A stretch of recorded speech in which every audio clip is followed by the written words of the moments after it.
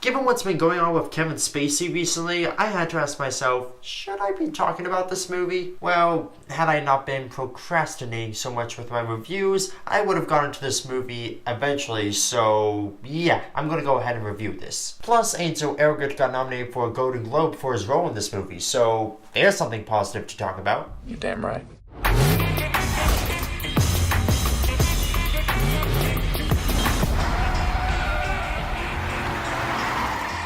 I'm sorry, ma'am. What the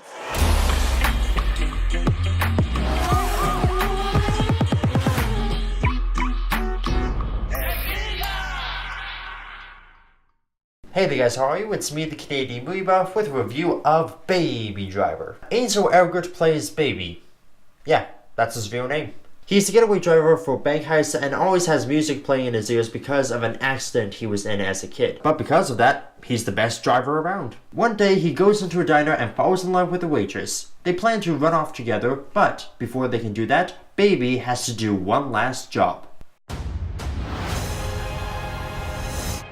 Edgar Wright has never failed to deliver a movie with comedic overtones, impressive visuals, action-driven plots, and interesting characters. Although his previous projects didn't really catch the public's eye, it's nice to see that he's getting the recognition he deserves.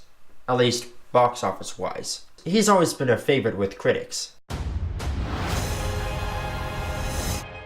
What makes this movie so awesome is that the action and the music are always in tune with each other. Every gunshot, door slam, police siren, tire screech, it's all in sync with the music. There's even an entire segment early in the movie where he's going off to get coffee and every little thing that's happening on screen has the music playing over it and it matches absolutely perfectly. It's just... By the way, if you thought that Guardians of the Galaxy had an awesome soundtrack, just wait until you see this movie. Edgar Wright brings a mix of classic pop and rock and always matches a song with the right scene. Director Wright also steps out a little bit outside his comfort zone and throws in a bit more of a dramatic edge. His movies are usually straight up comedies, but this one felt a bit more serious than his previous works. He also really knows how to frame a shot. Throughout this movie, you can see that his way with cinematography usually involves long tracking shots, extreme close-ups, and long shots that give the action plenty of room to play out. Elgort is outstanding in this movie as the young man who wants out of this life but knows he can't run away. He has great chemistry with Lily James, and the way their characters are written make them appear like two normal young adults who are stuck in this web of criminality.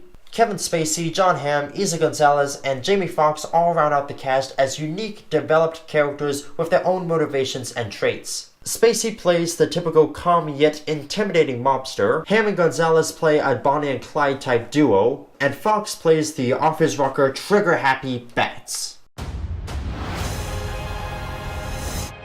When you watch a lot of movies where they have bank robbing crew as the premise, you notice that they tend to follow a similar pattern. And unfortunately, Baby Driver succumbs to that narrative. This is what I call the three heist narrative, and this is how it goes. The first heist, we're introduced to the characters, the robbery goes smoothly, this is another typical job for them. Nothing really special happens here other than to set the stage. The second heist, something doesn't quite go right. The crew are forced to improvise from their original plan, and it's revealed that the protagonist may have a secret. The third heist, that's when everything goes wrong. They don't get away with the money, there's a shootout with the police, and the protagonist either ends up behind bars or on the run. This is a movie where the style and the characters are the biggest selling points. It's a little bit of a nitpick, but John Bernthal isn't really in the movie that much. He shows up in the beginning and then he just disappears. Granted, he was probably busy filming The Punisher, but what bothered me is that you could have anyone play his character, and yet Sony decided to use his name as a selling point. That's what I kind of hate about movies, when they try to use big names to sell the movie rather than the style or the acting or the cinematography or anything. Just like Gravity did with George Clooney.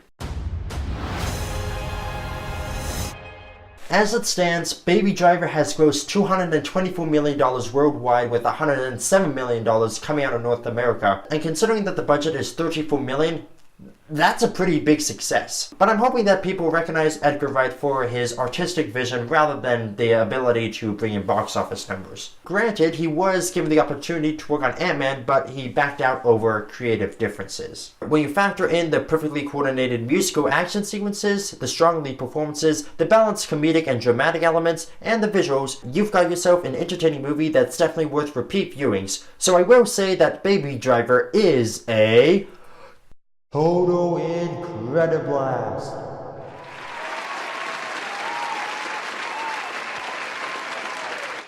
Alright, that's my review of Baby Driver. Have you seen it? What did you think about it? What's your favorite Edgar Wright movie? Leave your answer by commenting down below. And as always, this is the Canadian Movie Buff saying I hope you had a fantastic weekend at the movies. See ya!